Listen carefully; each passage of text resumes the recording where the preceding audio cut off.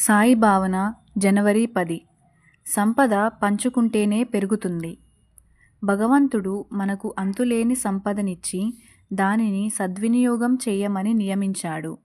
అంటే బాబా మనకు సంపద ఇచ్చింది అవసరంలో ఉన్న తోటివారికి సహాయం చేయడానికే. అలా చేయక లోభత్వంతో దాచుకుంటే అది పరమ దారిద్ర్యానికి హేతువవుతుంది. బాబా తన మహాదాశయాల నిర్వహణకు మనల్ని ఉపకరణాలుగా వినియోగించుకుంటున్నారు.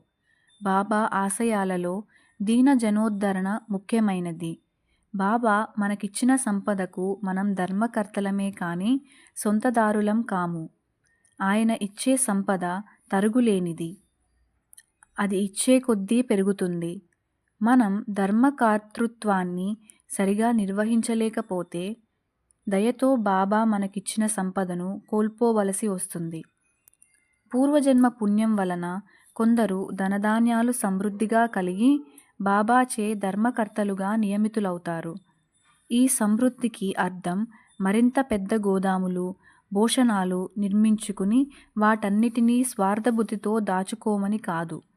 పైగా ఈ సంపదను బాబా మనకు లభింపచేసిన మరుక్షణం నుండి స్వార్థానికి, లోభత్వానికి మనం బానిసలం అవుతున్నాం. మనం ఉపయోగించకుండా దాచిపెట్టింది నిరుపయోగమైపోవచ్చు.